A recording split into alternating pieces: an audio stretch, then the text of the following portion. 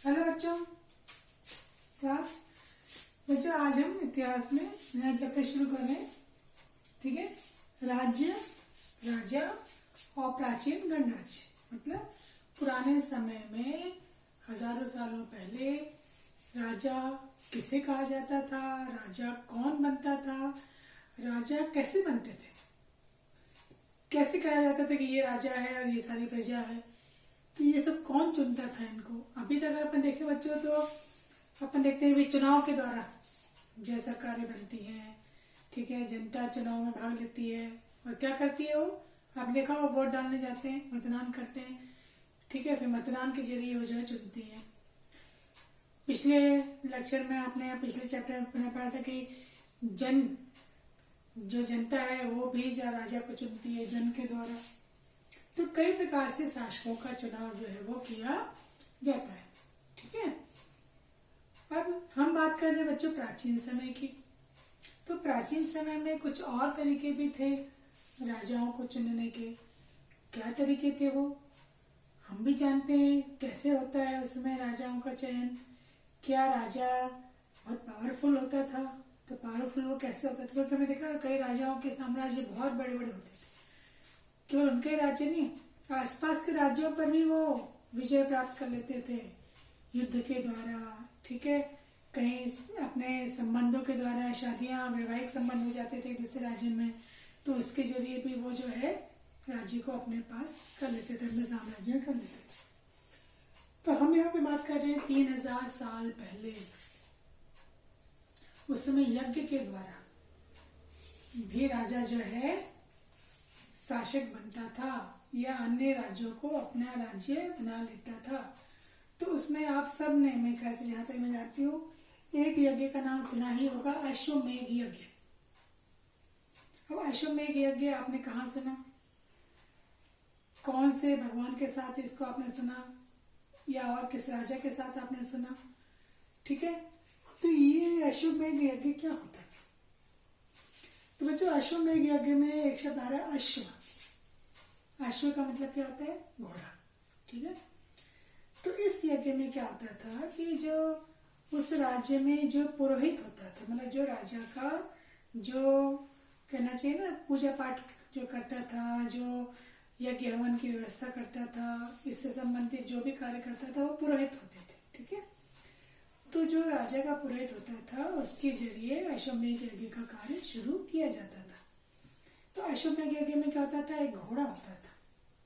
ठीक है, उस घोड़े को खूब अच्छी तरह से शुद्ध करके, इसको नहला करके, जो भी है उसको विधि विधान से उसकी भी पूजा करके, उसके ऊपर जो घोड़े को आपने देखा होगा जैसे शादी ब्याह में घोड़ा सजता है ना, उस तरह से घोड़े को अच्छी तरह से सजा करके और फिर घोड़े को छोड़ दिया जाता था।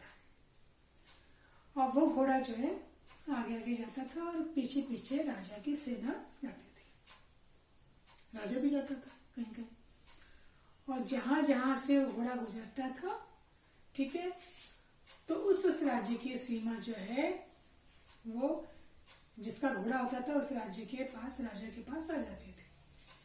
और उसमें कुछ कहीं कहीं ऐसा भी जिक्र हुआ है कि इस घोड़े के ऊपर कुछ लिखा होता भी था। ठीक है, उसको पढ़ करके, और अगर कोई युद्ध ना करना चाहे तो उस घोड़े को पकड़ता नहीं था।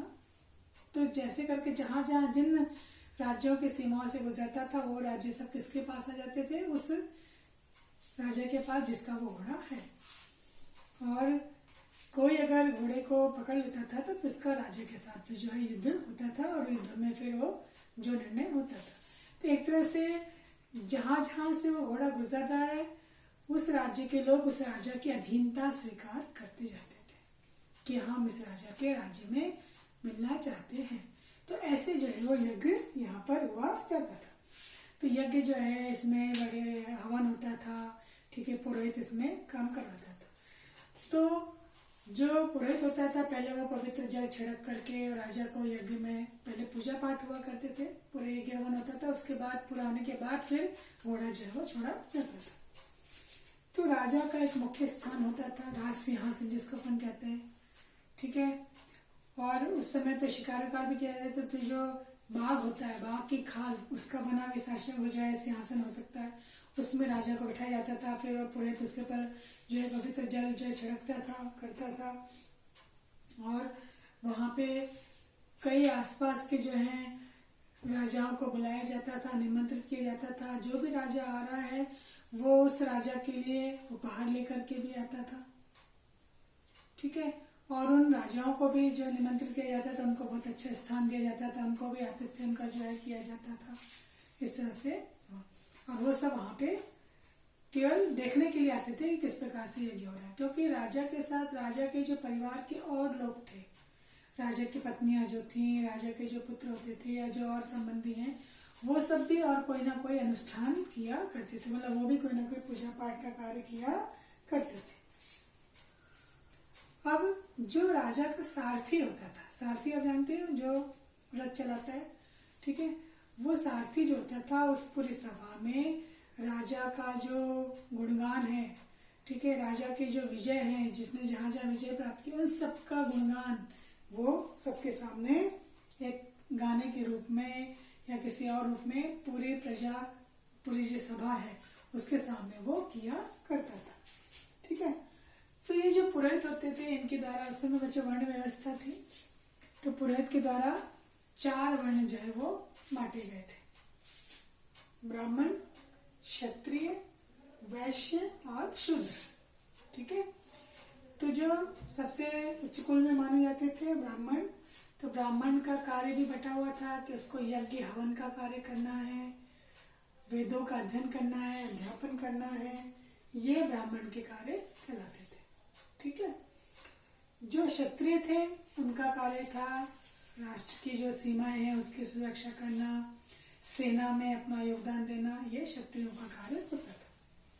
जो वैश्य थे तो वैश्य में 3-4 तरह के लोग आते थे, कृषक भी इसमें शामिल थे, किसान जो थे, पशुपालक जो होते थे वो भी थे, और व्यापारी वर्ग भी इसमें शामिल होता था। तो ब्राह्मणों को तो यज्ञ अनुष्ठान का अधिकार था ही, कहीं कहीं ये भी जिक्र आया है कि क्षत्रिय और वैश्य को भी अनुष्ठान करने का अधिकार था, मतलब वो भी कोई धार्मिक कार्य कर सकते थे। जो चौथी कैटेगरी में थे वो थे शूद्र, ये अन्य तीनों के लिए जो है कार्य करते थे, उनको सेवा देते थे, सेवा प्रदाता कहा जाता था, और इनको अनुष्ठान का अधिकार नहीं था। और इनके साथ साथ महिलाओं का भी जिक्र आता है कि उनको भी अनुष्ठान का अधिकार नहीं था, ठीक है, उनको वेदों का अध्ययन करने का अधिकार भी उस समय महिलाओं को नहीं था। ऐसी वहां पर व्यवस्था जो थी।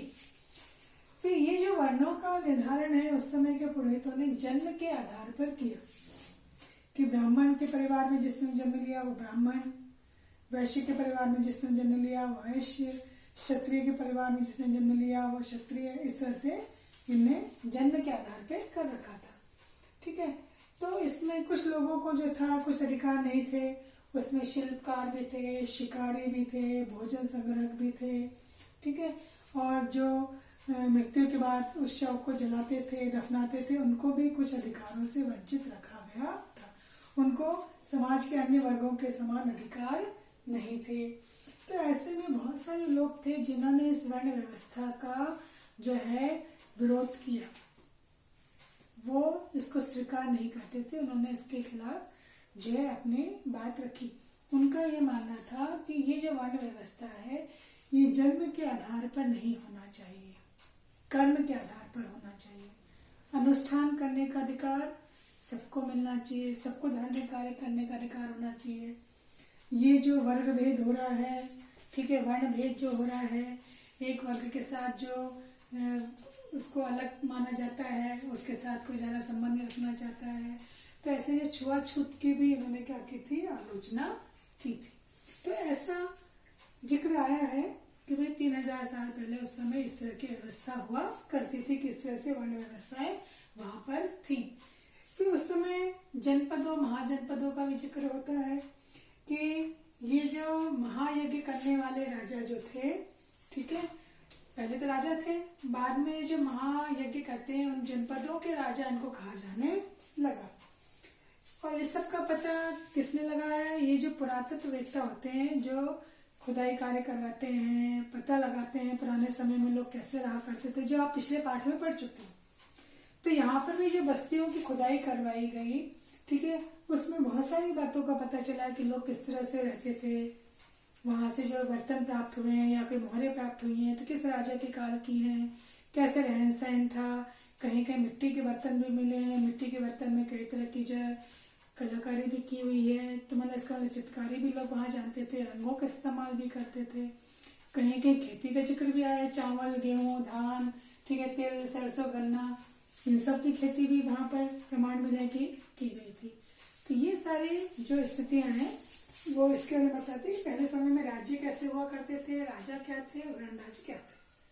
तो ये हमने आज इसकी चर्चा की कि शासकों का चुनाव कैसे होता था, पुरोहितों का क्या काम था, कैसे वर्ण व्यवस्था थी। आगे हम पढ़ेंगे फिर से एक बार जनपद और महाजनपदों के बारे में, और फिर आगे क्या व्यवस्था थी उसको भी हम देखें। तो आप अपनी बुक में इसको पढ़ें और उसको अंडरलाइन भी करें जहां आपको लगता है कि ये महत्वपूर्ण परिभाषा बन रही है। तो आप अपने तरीके से बच्चों उसको पढ़ना भी जारी